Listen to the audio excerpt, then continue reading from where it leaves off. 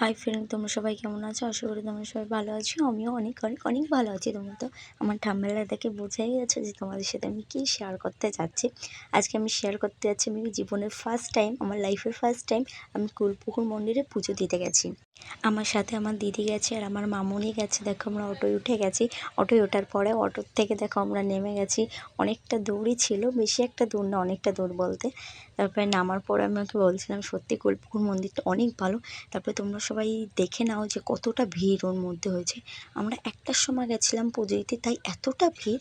তাহলে তোমরা তো সবাই বুঝতেই পারছো যে সকাল থেকে আরও কতটা ভিড় হয়ে গেছে। কেন যে তখন পুজো দিয়ে সবাইকে প্রসাদ দিয়ে দিচ্ছিলো। তারপরে আমরা ওখান থেকে চলে গেলাম আমরা একটা ভাড়া নিতে। আমি যেহেতু ভাড়া বাঁধবো ওখানে, আর দ্বিতীয় দুটো ভাড়া নিয়ে নিয়েছে, যেহেতু দিদিরাও দুটো ভাড়া বাঁধবে। তারপরে দেখো এখানে মহাকাল কতটা সুন্দর লাগছে শিব ঠাকুরটাকে। আর মা কালীর মুখটা দেখে এতটাই শান্তি যে তোমাদের কাছে আমি শেয়ার করতে পারছি না। সত্যি এই মন্দিরটায় গিয়েছে আমার এতটা ভালো লেগেছে, তোমাদের কাছে কী শেয়ার করব। তোমরা প্লিজ আমাকে কমেন্টে জানাবে যে তোমরা এই মন্দিরে কে কে এসছো।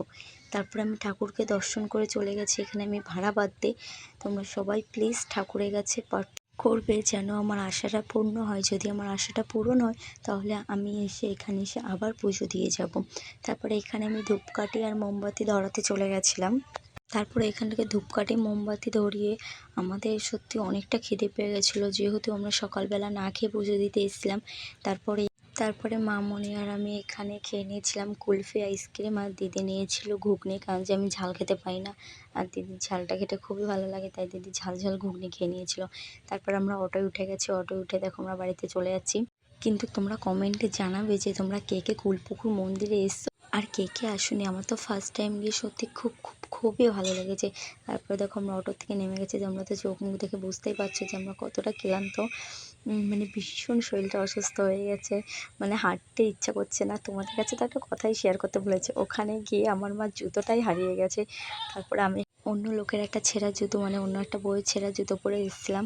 তোমরা কমেন্টে আমাকে জানাবে যে ভিডিওটা কেমন লাগলো। টাটা, ভালো থেকো।